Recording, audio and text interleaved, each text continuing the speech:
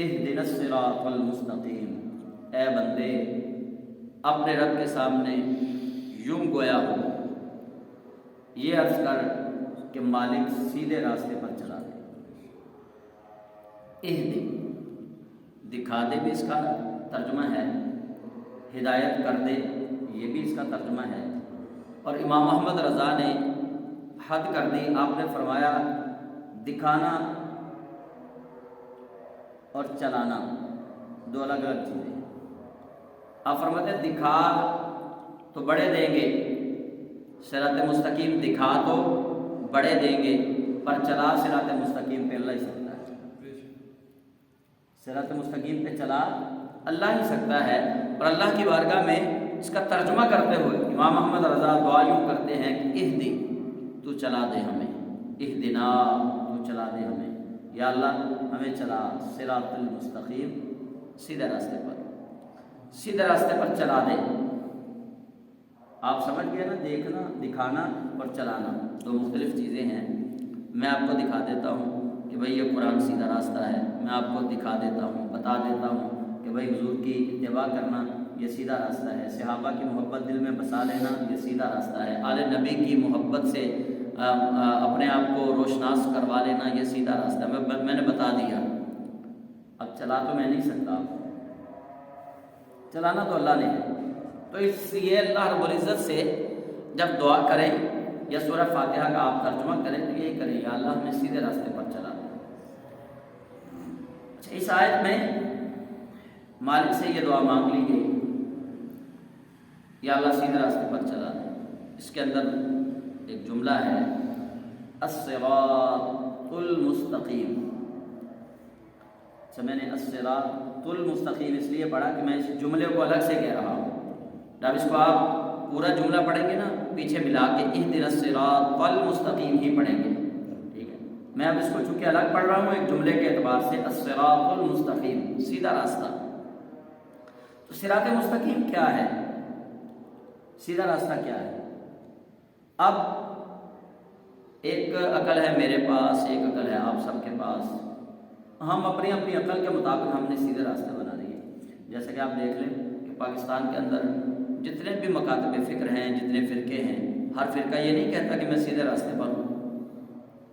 آپ کسی فرقے والے کے پاس چلے جائیں، وہ کہے گا میں سیدھے راستے پر ہوں۔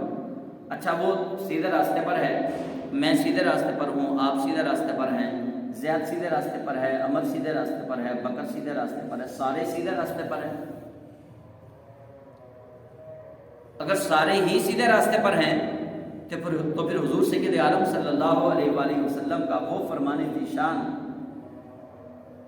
اس کی کیا حیثیت ہے جو حضور نے کہا کہ بنی اسرائیل میں 72 فرقے تھے اور میری امت میں 73 فرقے ہوں گے، جن میں سے 72 فرقے جہنم میں جائیں گے، ایک فرقہ جنت میں جائے گا۔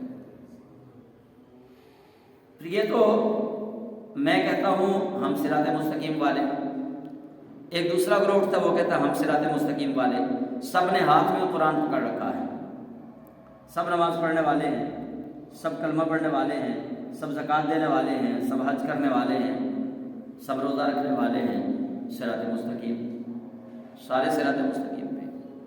اللہ رب العزت جل جلالہ نے یہاں جو کہا کہ صراط مستقیم پر چلنے کی دعا مانگو کہ یا اللہ ہمیں سیدھے راستے پر چلا۔ اب سیدھا راستہ کیا ہے؟ سیدھا راستہ اس کے متعلق مفسرین نے بہت کچھ لکھا۔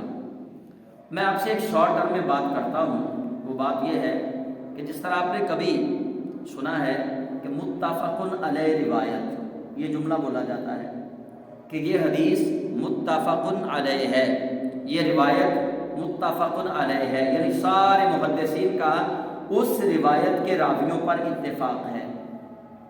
اسی طرح صراط مستقیم، اس سے مراد امام فخر الدین رازی رحمۃ اللہ علیہ، جلال الدین سیوطی رحمۃ اللہ علیہ، علامہ اسماعیل حقی رحمۃ اللہ علیہ، حضرت سیدنا عبداللہ ابن عباس صحابی رسول رضی اللہ تعالیٰ عنہ، بڑے بڑے جلیل القدر مفسرین نے جہاں اس کی اور بہت ساری تفاسیر کی ہیں وہاں اس کی ایک تفسیر یہ بھی کی، انہوں نے کہا صراط مستقیم سے مراد صرف نماز پڑھنا، روزہ رکھنا، حج ادا کرنا، زکوٰۃ دینا، کلمہ پڑھ لینا، یہ صراط مستقیم نہیں ہے۔ صرف یہ کام کرنے سے صراط مستقیم نہیں بنے گی۔ انہوں نے کہا صراط مستقیم کیا ہے؟ انہوں نے کہا صراط مستقیم سے مراد ہے محمد صلی اللہ علیہ وآلہ وسلم۔ سیدھا راستہ حضور کی ذات ہے، آؤ در حضور پہ جھک جاؤ، حضور سید عالم کے ساتھ اپنی نسبت کو قائم کر لو، یہی صراط مستقیم ہے۔ اور امام احمد رضا یہیں پہ آ کے بولے کہ بخدا خدا کا یہی ہے در، نہیں اور کوئی مفر مقر، جو وہاں سے ہو یہیں آ کے ہو، جو یہاں نہیں وہ وہاں نہیں۔ آپ فرماتے ہیں کہ یہی تو ہے اللہ کا در، صراط مستقیم حضور ہی ہیں، آپ ہی صراط مستقیم ہیں۔ اللہ رب العزت جل جلالہ قرآن کریم میں واضح طور پر اللہ نے ارشاد فرمایا من یطع الرسول فقد اطاع اللہ، فرمایا جس نے میرے محبوب کی اطاعت کی حقیقت میں اس نے میری ہی اطاعت کی۔ اہدنا الصراط المستقیم، یا اللہ ہمیں سیدھے راستے پر چلا دے۔ اب سیدھے راستے پر چلنے کی دعا ہم مانگتے کہاں پہ ہیں؟ بالکل نماز میں کھڑے ہو کے ہم آتے ہیں، یا گھر سے وضو کر کے آتے ہیں، یا مسجد میں آگے وضو کر کے نماز کے لیے کھڑے ہو جاتے ہیں، اور پھر نماز کی حالت میں اللہ اکبر کہہ کے اللہ کی حمد و ثنا بیان کرتے ہیں، سبحانک اللہم و بحمدک و تبارک اسمک و تعالی جدک و لا الہ غیرک۔ اس کے بعد پھر ہم اللہ کی پھر حمد کرتے ہیں، الحمدللہ رب العالمین الرحمن الرحیم مالک یوم الدین ایاک نعبد و ایاک نستعین، یہاں تک اللہ رب العزت کے حضور ہم اس کی حمد و ثنا بیان کرتے ہیں۔ اس کے بعد پھر ہم دعا مانگنا شروع کر دیتے ہیں، اہدنا الصراط المستقیم، نماز میں کھڑے ہو کے۔ وہ جو گھر سے چل کے آئے مسجد تک، یقیناً وہ نیکی والا راستہ ہے، وہ سیدھا راستہ ہے، نیکی کی طرف ہم آ رہے ہیں، لیکن نماز کے اندر کھڑے ہو کے یہ دعا تعلیم دیا جانا یہ رسول اللہ نے ارشاد فرمائی ہے۔ ہم نے کسی بھی مکتب فکر کے عالم دین نے نہیں کہا بھئی سورہ فاتحہ پڑھ لیا کرو بڑی اچھی دعا ہے نماز میں، کسی عالم دین نے نہیں کہا، بلکہ کس نے تعلیم دی؟ حضور نے۔ سرکار نے فرمایا کہ جو سورہ فاتحہ نماز کے اندر تنہا نماز پڑھے، سورہ فاتحہ اس کے اندر نہ پڑھے، حضور فرماتے ہیں اس کی نماز ہی نہیں ہوگی۔ لا صلاۃ الا بفاتحۃ الکتاب، جو نماز کے اندر سورہ فاتحہ نہیں پڑھے گا، جب تنہا پڑھے گا نماز تو اس کی نماز نہیں ہوگی۔ یہ حضور نے تعلیم ارشاد فرمائی ہمیں کہ نماز کے اندر کھڑے ہو کے یہ دعا رب سے مانگنی ہے۔ تو گویا اللہ کے حبیب علیہ السلام اشارہ دے رہے ہیں سارے نماز پڑھنے والے سیدھے راستے والے نہیں ہوں گے، سارے وضو کر کے مسجد تک پہنچنے والے سیدھے راستے والے نہیں ہوں گے، ہر نماز پڑھنے والا سیدھے راستے والا نہیں ہو سکتا۔ حضور نے فرمایا اللہ سے دعا مانگتے رہا کرو، اہدنا الصراط المستقیم۔ ایک دن میں کتنی بار ہم نماز پڑھتے ہیں؟ تو ہر رکعت میں ہم اللہ کے حضور یہ دعا مانگ رہے ہیں، یا اللہ سیدھے راستے پر چلا دے، یا اللہ سیدھے راستے پر چلا دے، یا اللہ سیدھے راستے پر چلا دے۔ اب سیدھا راستہ ہم اپنے ڈیفینیشن ہم نے کی ہوئی ہے۔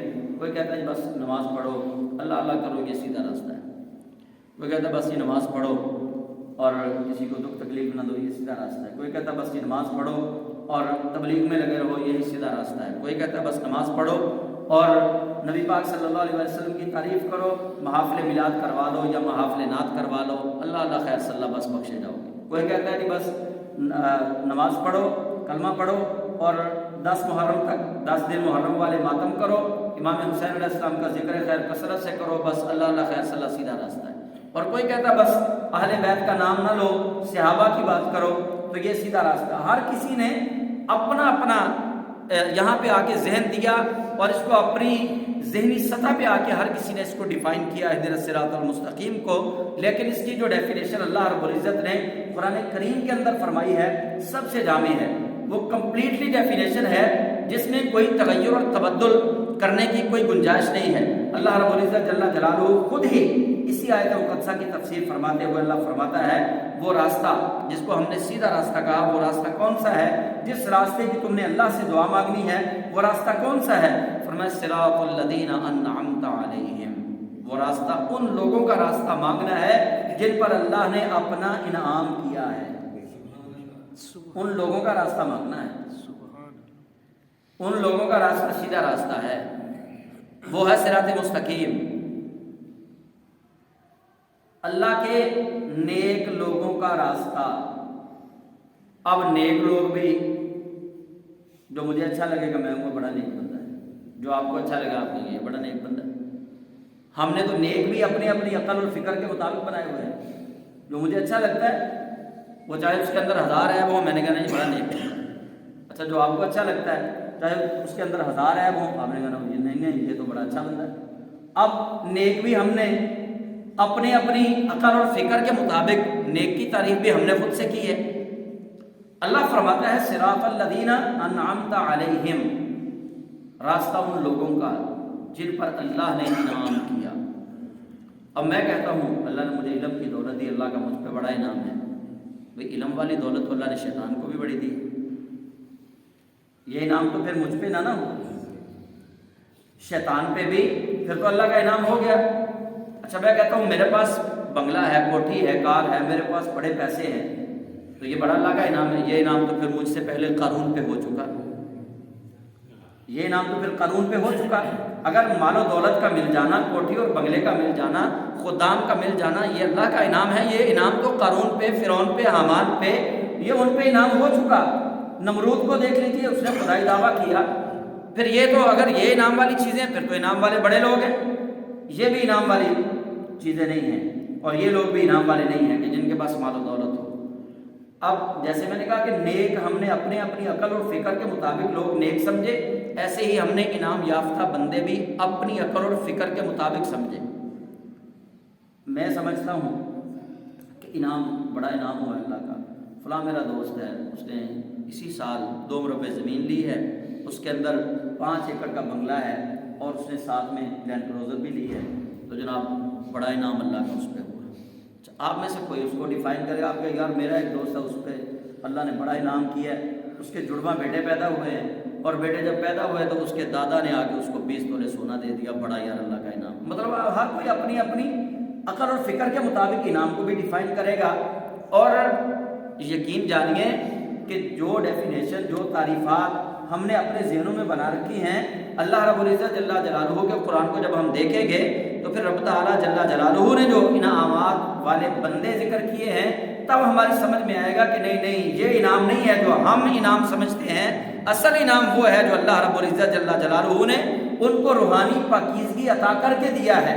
آئیے اللہ کے قرآن کی کیونکہ ہم تفسیر میں جا رہے ہیں، رب فرماتا ہے اہدنا الصراط المستقیم، مجھ سے مانگو سیدھے راستے کی فرمائش کرو مجھ سے کہ یا اللہ ہمیں سیدھے راستے پر چلا. فرمایا پھر سیدھا راستہ کون سا ہے، یہ ساتھ کہنا پڑے گا ہمیں. ہم اگر یہ کہیں نا صراط الذین انعمت علیہم، اچھا آپ مجھے پوچھیں جی اچھا جی کون سا راستہ سے میں کو انعام یافتہ بندے، انعام یافتہ اللہ کے انعام یافتہ بندوں کا راستہ مانگو. آپ مجھے کہیں بھئی انعام یافتہ بندے کون سے ہیں؟ دیکھو جی جڑا نماز پڑھتا ہے انعام یافتہ ہی ہے نا. دیکھو جڑا تبلیغ میں جاتا ہے انعام یافتہ ہی ہے. جڑا ہر ویلے حسین کرے انعام یافتہ ہی ہے. مطلب اب میں نام نہیں لے رہا کسی کا، آپ کہتے ہیں انعام یافتہ بندوں کا ذکر تو کر دیں. بندے کون ہیں وہ؟ انعمت علیہم، جن پر اللہ نے انعام کیا. کوئی 2-4 کے نام لے دیں تو کچھ لوگوں کی فرمائش ہوگی کہ وہ ذاکر نائک کا نام لے دوں، کچھ کہیں گے جی عمران خان کا نام لے دیں، وہ تو ریاست مدینہ کا والی ہے. کچھ کہیں گے جی نواز شریف کا نام لے دیں، اور کچھ کہیں گے بلاول بھٹو کا نام لے دیں. اب انعام یافتہ بندے مجھ سے پوچھ رہے ہیں لوگ کہ انعام یافتہ بندے کون سے جن کا راستہ ہم نے مانگنا ہے. میں نام کسی کا بھی نہیں لے رہا. ہر بندہ نیچے بیٹھا اپنا ذہن بنا کے کہ شاید یہ فلاں بندے کا نام لے دیں، فلاں بندے کا نام لے دیں کہ فلاں بندہ انعام یافتہ، اس کا راستہ مانگو. نہیں، میں یہ اپنی طرف سے بھی نہیں کہہ سکتا. کوئی عالم، کوئی محدث، کوئی مفسر، کوئی خطیب، کوئی واعظ اپنی طرف سے یہ جملہ نہیں کہہ سکتا کہ اور حتمی یہ فتویٰ نہیں دے سکتا کہ دنیا کے اندر فلاں بندہ جو ہے وہ اللہ کا انعام یافتہ بندہ ہے. آئیے اللہ کے قرآن ہی سے ہم پوچھ لیتے ہیں کہ یا رب تعالیٰ ہم تو عاجز اور نادان بندے ہیں، ہمیں نہیں معلوم. ہم انعام کی تعریف کریں گے اپنی عقل اپنی فکر کے مطابق. یا اللہ تو بتا دے تیرے انعام یافتہ بندے کون سے ہیں. تو رب تعالیٰ جل جلالہ ارشاد فرماتا ہے انعم اللہ علیہم من النبیین، اللہ نے انعام کیا اپنے نبیوں پر. والصدیقین، اللہ نے انعام کیا صدیقین پر. والشہداء، اللہ نے انعام کیا شہیدوں پر. والصالحین، اور اللہ نے انعام کیا اپنے ولیوں پر. یہ 4 گروہ ہیں جن پر اللہ نے انعام کیا. اب نبی جین میں سارے نبی آ گئے، 1,24,000 یا کم و بیش جتنے بھی انبیاء اور رسل ہیں سارے اس میں آ گئے. اب جب ہم نے اللہ سے دعا مانگنی، ہم نے کہنا یا اللہ حضرت آدم علیہ السلام سے لے کر حضرت محمد مصطفیٰ خاتم النبیین صلی اللہ علیہ وسلم تک اپنے نبیوں کے راستے پر ہمیں چلا۔ اب یہ نام ذہن میں آگے سارے۔ اچھا، دوسرا گروہ آ گیا صدیقین کا۔ اب صدیقین، جب ہم لفظ صدیق کہتے ہیں تو ذہن میں نام حضرت ابوبکر صدیق کے علاوہ کسی اور کا نہیں آتا۔ یہ ویسے میں ہنا بھی جمادی الثانی جناب امیر المومنین خلیفہ بلا فصل خلیفہ اول رسول اکرم صلی اللہ علیہ وسلم حضرت سیدنا ابوبکر صدیق رضی اللہ تعالیٰ عنہ کے یوم وصال والا مہینہ ہے جمادی الثانی۔ والصدیقین، صدیقوں کا راستہ، جو صدیق ہیں، جس نے سچ بولا، جو سچ پہ قائم رہا، جو سچ پہ ڈٹ گیا۔ اب سچ کیا ہے؟ سچ یہ ہے کہ اللہ کو اللہ مان کے، ان الذین قالوا ربنا اللہ ثم استقاموا، جس نے اللہ کو اپنا اللہ مانا اور پھر اس پہ وہ ڈٹ گیا، رب فرماتا تتنزل علیہم الملائکہ، ان پہ پھر اللہ کے فرشتے نازل ہوتے ہیں۔ وہ سچے لوگ ہیں جو اللہ کے راستے میں کھڑے ہو گئے، شیشہ پلائی دیوار کی طرح، پھر انہیں کسی کا جبر، کسی کا ظلم ان کو ہٹا نہ سکا۔ صدیقین سے مراد ہیں جناب حضرت بلال حبشی، حضرت عمار بن یاسر، حضرت حذیفہ بن یمان، حضرت صہیب رومی، یہ صحابہ صدیقین سے مراد صحابہ کی جماعت ہے۔ والشہداء سے مراد بھی وہ صحابہ جو اللہ کے راستے میں شہید ہو گئے، اور اہل بیت اطہار کے جو افراد اللہ کے راستے میں شہید ہو گئے، اور جو اسلام کے لیے خالصتاً شہید ہوا، وہ شہداء، یا اللہ ہمیں ان شہیدوں کے راستے پر چلا۔ والصالحین، اور اولیاء کاملین، اپنے نیک بندوں کے راستے پر۔ والصدیقین میں اگر حضرت ابوبکر صدیق کا نام لیا جائے، والشہداء میں حضرت عمر فاروق شہید، حضرت عثمان غنی شہید، مولا کائنات حضرت علی المرتضیٰ شہید، حضرت امام حسن مجتبیٰ شہید، حضرت امام حسین علیہ السلام شہید، پھر یہ شہیدوں کی جماعت میں پوری ہو گئی۔ والصالحین، اور اللہ کے نیک بندے، صالحین، صلحاء، دلوں کے صاف اور ستھرے بندے، جنہوں نے اپنی زندگی کے دن اور راتیں ایک جیسی گزاری ہے، جن کا دن بھی رات کی طرح اللہ سے ڈرتے ہوئے گزرا، اور جن کی رات بھی دن کی طرح روشن رہی اور وہ اللہ کے حضور کھڑے رہے، جن کا دن اور راتیں اللہ کے لیے گزری۔ والصالحین سے مراد وہ ہے۔ اب یہ والصالحین کی جماعت جو ہے، یہ جماعت ہے وہ کہ جس جماعت کو امام ابن تیمیہ سے پہلے تمام مسلمان متفق تھے اس پہ، وہ جماعت ہے حضرت امام اعظم ابو حنیفہ والی، حضرت امام مالک بن انس والی، حضرت امام شافعی والی، حضرت امام احمد بن حنبل والی، حضرت شیخ عبد القادر جیلانی والی، حضرت شہاب الدین سہروردی والی، خواجہ نقشبند والی، وہ ہے حضرت خواجہ معین الدین چشتی اجمیری والی۔ یہ وہ جماعتیں ہیں، وہ صالحین ہیں جن پر حضور کی امت متفق اور متحد رہی کہ یہ اللہ والے ہیں۔ آواز خلق نکار خدا، یہ عام جملہ ایک بولا جاتا ہے بات کو سمجھانے کے لیے لوگوں میں کہ اللہ رب العزت جل جلالہ کا اب ولی ہم نے ڈھونڈنا ہے کہ ولی کون ہے۔ والصالحین، ہم نے اللہ سے دعا یہ مانگنی ہے کہ یا اللہ ہمیں اپنے نبیوں کے راستے پر چلا دے، یا اللہ ہمیں صدیقوں کے راستے پر چلا دے، یا اللہ ہمیں شہیدوں کے راستے پر چلا دے، یا اللہ ہمیں اپنے صالحین صالح نیک بندوں کے راستے پر چلا دے۔ جب ہم یہ دعائیں مانگ رہے ہیں تو وہ دعائیں مانگتے وقت یقیناً ہمارے ذہن میں کبھی بھی نام ابو جہل کا، ابو لہب کا نہیں آئے گا، کبھی نام عتبہ و شیبہ کا نہیں آئے گا، کبھی نام یزید کا نہیں آئے گا۔ یہ نام کبھی ہمارے ذہن میں نہیں آئیں گے کیونکہ یہ انعام یافتہ بندے نہیں ہیں، ان پہ تو اللہ کا غضب ہوا ہے۔ ہم نے اللہ سے جو دعا مانگنی ہے وہ دعا یہی ہے کہ یا اللہ ہمیں اب سیدھے راستے پر چلا، اور سیدھا راستہ ان کا جن پر تو نے انعام کیا، اور انعام کن پر ہے تیرا؟ یا اللہ ہمیں معلوم ہو گیا تیرے قرآن سے تیرا انعام نبیوں پر ہے، تیرا انعام صدیقوں پر ہے، تیرا انعام شہیدوں پر ہے، تیرا انعام صالحین پر ہے۔ اور دوسری طرح اگر ہم اسی 4 جملوں والے ترتیب کو دیکھیں تو دعا یہ مانگنی ہے کہ مالک ہمیں اپنے نبیوں کے راستے پر چلاتے ہوئے یا اللہ ہمیں بھی تبلیغ کا کام کرنے کی توفیق عطا فرما دے، یا اللہ ہمیں بھی صدیقوں والے راستے پر چلتے ہوئے ہمیشہ حق اور سچ پہ قائم رہنے والا بنا دے۔ والشہداء، یا اللہ ہمیں بھی اپنے شہیدوں کے راستے پر چلتے ہوئے شہادت کا جام نوش کرنے کی تمنا ہمارے دلوں میں بھی پیدا فرما دے۔ والصالحین، یا اللہ جس طرح تیرے نیک لوگ تیرے قریب ہو گئے، تیرا قرب پا گئے، مولا ہمیں بھی انہی کے راستے پر چلتے ہوئے صالحین کی اس جماعت کے اندر شامل ہونے کی توفیق عطا فرما دے۔ ایک طریقہ یہ ہے دعا مانگنے کا۔ تو بہرحال یہاں پہ ایک جو قابل غور بات ہے، وہ قابل غور بات یہ ہے کہ یہاں بھی اللہ رب العزت نے ہمیں وسیلے کی تعلیم دے دی۔ یہاں بھی اللہ نے ہمیں وسیلے کی تعلیم دے دی، وسیلے کے بغیر پھر کچھ نہیں۔ ساری کائنات ما تحت الاسباب ہے، اسباب کے نیچے ہے۔ اللہ نے ہر ایک کے لیے کائنات میں سبب پیدا کیا، وسیلہ پیدا کیا، تاکہ یہ سمجھ آ جائے کہ اللہ کے سوا سب کو سبب کی ضرورت ہے، اللہ ہی ہے جسے کسی سبب کی ضرورت نہیں ہے۔ ساری کائنات ما تحت الاسباب ہے، اسباب کے تحت ہے سارا نظام کائنات۔ اللہ کے عرش کے نیچے جو فرشتے ہیں نا، جن کو ہم حاملین عرش کہتے ہیں، وہ اللہ کے عرش کے نیچے اسی لیے کھڑے ہیں۔ اگر اللہ ان کو نہ بھی کھڑا کرے نا وہاں پہ، اللہ کا عرش گرنے والا نہیں ہے، وہ اسی لیے کھڑا۔ اللہ سمجھانا چاہتا ہے کہ یہ ما تحت الاسباب ہے۔ عرش چونکہ اللہ کی مخلوق ہے، کرسی اللہ کی مخلوق ہے، آسمان اللہ کی مخلوق ہے، چاند سورج ستارے اللہ کی مخلوق ہیں، زمین اللہ کی مخلوق ہے، تو اللہ کریم یہ سمجھانا چاہتا ہے کہ تمام مخلوقات کے اندر جتنا نظام چل رہا ہے یہ سارا ما تحت الاسباب ہے، اسباب کے نیچے ہے۔ ہر ایک کے لیے میں نے وسیلہ بنایا، ہر ایک کے لیے میں نے سبب بنایا۔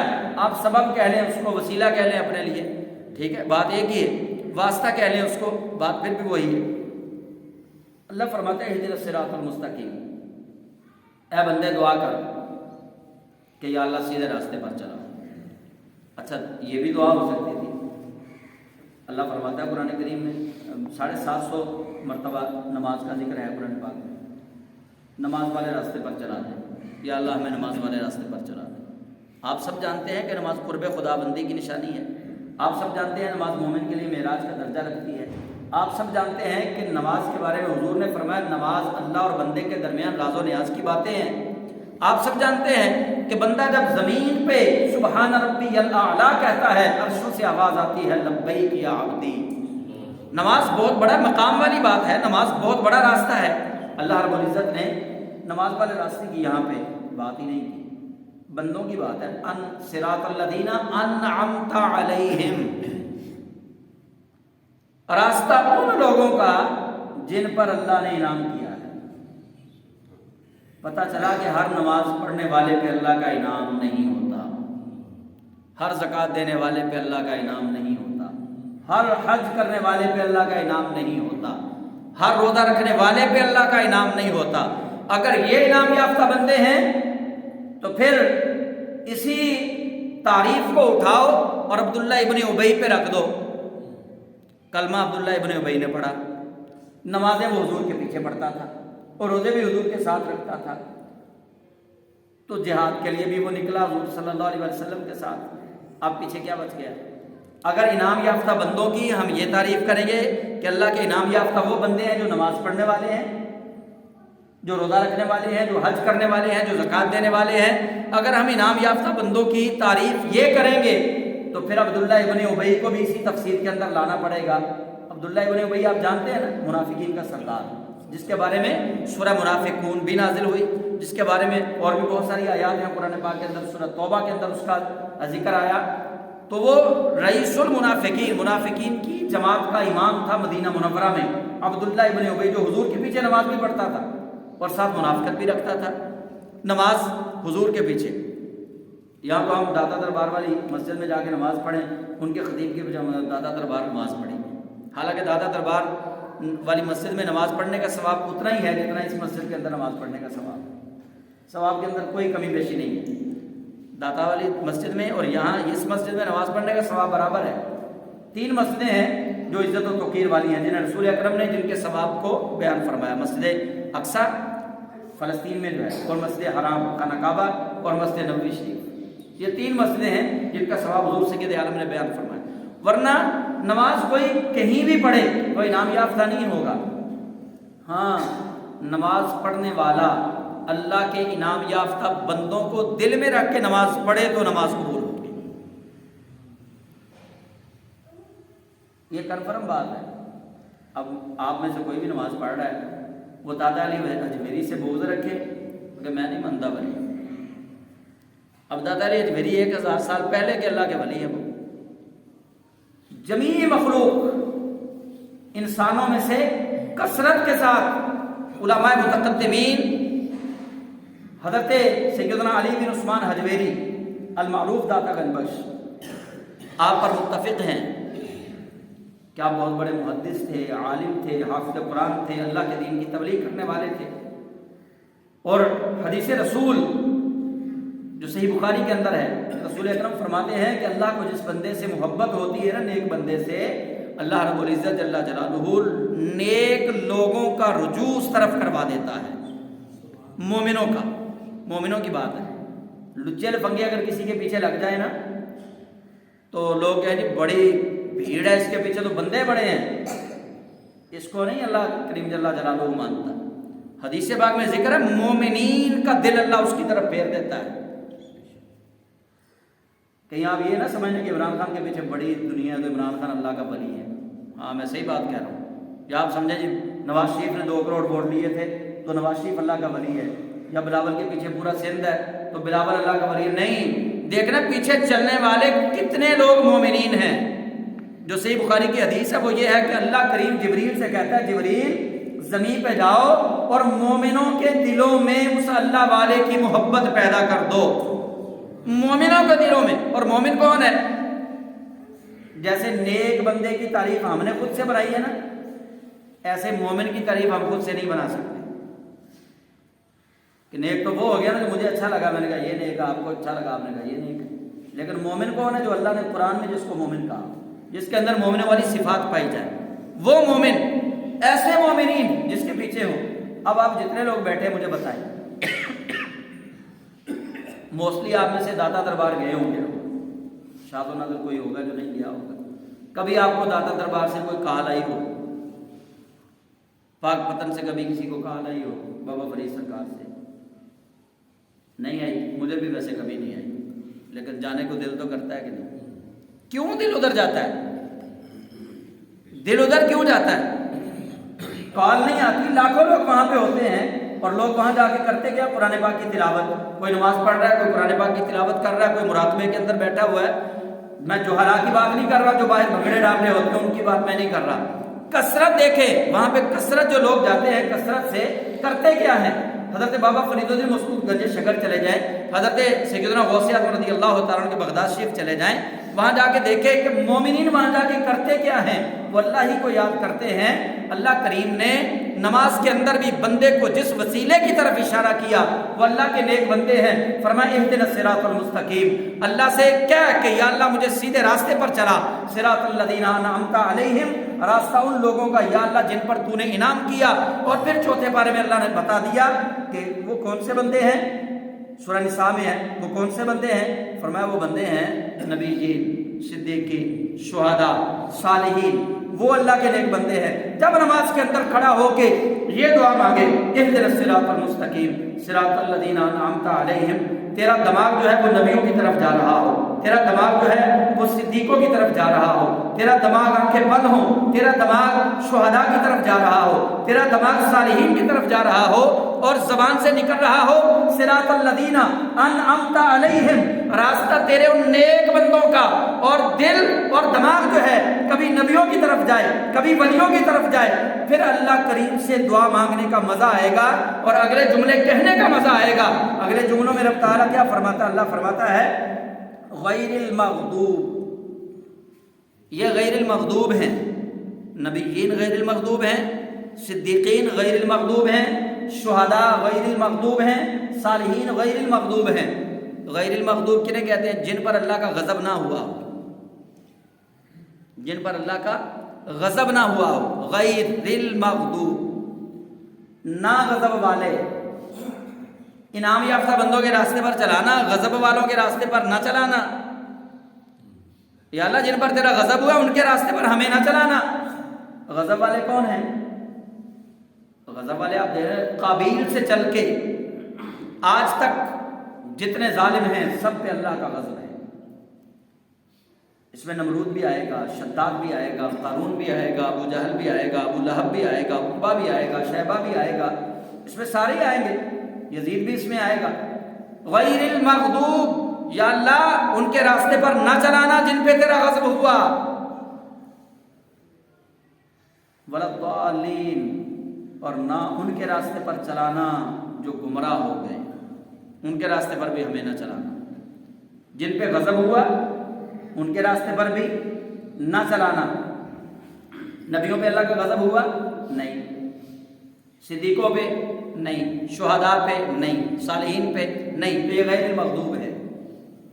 یہ غیر المغضوب ہے کہ جن پہ اللہ کا غضب نہیں ہوا. مغضوب کون ہے؟ ابو جہل، ابو لہب، عتبہ، شیبہ، یزید، یہ کافرین ملعونین یہ مغضوب ہیں. غیر المغضوب یہ اللہ کے نیک بندے. یا اللہ ہمیں اپنے نیک بندوں کے راستے پر چلانا. غیر المغضوب، نہ چلانا ان کے راستے پر جن پر تیرا غضب ہوا. ولا الضالین، اور نہ ان کے راستے پر چلانا جو گمراہ ہو گئے، ان کے راستے پر بھی نہ چلانا. اب گمراہ کی تعریف بھی میں نے اپنی طرف سے کی ہوئی ہے. میں کہتا ہوں کہ جو مجھے نہیں مانتا وہ گمراہ ہے. عمران خان کے جو دوسرے ہیں نا حواری، وہ کہتے ہیں جو عمران خان کو نہیں مانتا یہ گمراہ ہے. بلکہ وہ انہوں نے ایک ٹرم نکالی، بغض عمران. اگر کوئی مطلب اب عمران خان نے یہ بات کہی پچھلے دنوں، اس نے کہا کہ اللہ نے قرآن پاک میں فرمایا کہ ایبوں پہ پردہ ڈالو. حالانکہ قرآن پاک میں کوئی ایب نہیں، آیت نہیں ہے، یہ آیت ہے ہی نہیں کہ ایبوں پہ پردہ ڈالو. پورے قرآن پاک میں یہ آیت نہیں ہے. عمران خان نے کہا، آڈیو لیک ہوئی، آڈیو کے اندر وہ الفاظ میں نے خود سنے. تو مفتی منیب الرحمان صاحب نے اس پہ کالم لکھا کہ خان صاحب نے یہ کہا ہے کہ لوگوں کے عیبوں پہ پردہ ڈالو. یہ اللہ نے قرآن پاک میں کہا نہیں، کہا اللہ نے قرآن پاک. یہ اللہ کے قرآن پر تہمت ہے. قرآن پاک میں یہ آیت ہے ہی نہیں کہ لوگوں کے عیبوں پہ پردہ ڈالو. نہیں ہے یہ آیت قرآن پاک میں. قرآن پاک میں اللہ نے یہ کہا کہ جاسوسی نہ کرو، غیبت نہ کرو، جھوٹ نہ بولو. یہ کہا اللہ نے. عیبوں پہ پردہ ڈالو یہ اللہ نے نہیں کہا، یہ رسول اللہ کا فرمان، یہ حدیث پاک ہے. من ستر الناس فی الدنیا سترہ اللہ یوم القیامہ. جو دنیا کے اندر لوگوں کے عیب چھپائے گا، اللہ قیامت والے دن اس کے عیب چھپائے گا. یہ حدیث ہے. حدیث کو قرآن کہنا، میں کہتا ہوں چونکہ اس کو معلوم نہیں ہے، ہم اس کو یہ تو نہیں کہتے کہ وہ کافر ہو گیا، لیکن یہ بھی کھلی گمراہی ہے کہ کوئی بندہ بغیر کسی علم کے باتیں یوں ہی اپنے منہ سے اگالتا رہے. ایسے نہیں کہنا چاہیے. اچھا اس نے کہا کہ یہ قرآن پاک میں ہے. تو مفتی منیب صاحب کا کالم آ گیا. آپ نے فرمایا خان صاحب نے یہ کہا ہے کہ قرآن پاک کی آیت ہے. قرآن پاک کی آیت نہیں، یہ حدیث پاک ہے. اچھا اس پہ نیچے کمنٹس کیا آ رہے ہیں؟ یہ مفتی منیب الرحمان بغض عمران میں بات کر رہے ہیں. اب دیکھیں یہ مطلب وہ بات کر رہے ہیں کہ خان صاحب نے جو بات کی یہ قرآن پاک کی آیت نہیں، حدیث پاک ہے. اور انہوں نے بات کہی کہ خان صاحب جس طرح آپ اپنے عیبوں پہ پردہ ڈالنے کے لیے لوگوں کو کہہ رہے ہیں، آپ جو اپنے بھرے جلسوں میں مریم نواز کو، بے شک ہمارا ان سے سیاست کا کوئی تعلق نہیں، آپ نے جو بھرے جلسوں میں مریم نواز کے بارے میں الفاظ ادا کیے، آپ نے اس کے عیبوں پہ پردہ ڈالا. اب میری باری ہے، میں آپ سب کو دیکھو یار میں تھوڑا امام مسجد ہاں، خدا دا واسطہ میرے عیبوں پہ پردہ پاؤ یار. نہیں ہو تھوڑی مہربانی یار، میری گل نہ کرو. اچھا آپ لوگوں کی باری ہے تو میں آپ لوگوں کے عیب اچھالتا پھروں. یہ نہیں ہونا چاہیے. دو رنگی اسلام کے اندر ویسے ہی منع ہے. انسان کا ایک ہی رنگ ہونا چاہیے. اگر میرے عیب بیان کرنا گناہ ہے، آپ کے عیب بیان کرنا بھی گناہ ہے. ٹھیک ہے نا؟ عیب تو پھر سب کے برابر ہے. تو یہ ہم نے نیک بھی اپنی مرضی کے بنا رکھے ہیں، ہم نے گمراہ بھی اپنی. مجھے عمران خان اچھا نہیں لگتا، میں کہتا ہوں عمران خان جتنا پیڑا بندہ ہے ہی کوئی نہیں. اچھا عمران خان کے ماننے والے کہتے ہیں نواز شریف جتنا پیڑا بندہ ہے ہی کوئی نہیں. اچھا ہم نے اپنے اپنے گمراہی، اپنی اپنی نیک، مطلب ہر بندے نے اپنا زاویہ ایک بنایا ہوا ہے. میں کہتا ہوں جی سعد رضوی بہت بڑا سیاستدان ہے. اچھا دوسرا بولے گا وہ چھوڑو جی انہوں کی پتا وہ تو بچہ کلتا ہے عمران خان سیاست. اچھا تیسرا بولے گا نہیں زرداری سیاست. یہ میں مثالیں اس لیے دے رہا ہوں کہ ہم نے اپنی اپنی مرضی کے نیک اپنی اپنی مرضی کے گمراہ بنائے ہوئے ہیں. اصل گمراہ کون ہے؟ جس کو اللہ کا قرآن گمراہ کہے. اصل مومن کون ہے؟ جس کو اللہ کا قرآن مومن کہے. اللہ کا قرآن جو مومنین کی صفات بیان فرماتا ہے ان مومنین کا جو جھوٹ نہ بولتے ہوں، جو بے صبرے نہ ہوں، جو دغاباز نہ ہوں، جو اپنی باتوں سے پھر جانے والے نہ ہوں، مکر جانے والے نہ ہوں، جو ہمیشہ مظلوم کے ساتھ کھڑے ہونے والے ہوں یعنی ظالم نہ ہوں، جو لوگوں کا حق کھانے والے نہ ہوں، جو اللہ کے راستے میں شہید ہونے کے مرتبے پر فائز ہونے کے لیے تڑپ رکھنے والے ہوں، جو اپنا مال اللہ کے راستے میں خرچ کرنے والے ہوں، جو رسول اکرم جیسی نماز پڑھنے والے ہوں، جو زکوٰۃ ادا کرنے والے ہوں، یہ مومنین ہیں. یہ مومنین ہیں. ایسے مومنین کا راستہ اللہ سے مانگنا ہے. کہاں مانگنا ہے؟ نماز کے اندر کھڑے ہو کے مانگنا ہے. اہدنا الصراط المستقیم. زبان پر یہ الفاظ ہوں کہ یا اللہ سیدھے راستے پر چلا، اور دل میں یہ ہو صراط الذین انعمت علیہم، یا اللہ نبیوں والا راستہ، یا اللہ ولیوں والا راستہ، شہیدوں والا راستہ، صدیقوں والا راستہ، یا اللہ اس راستے پر ہمیں چلا دے. تو ہم نے اس راستے پر چلنا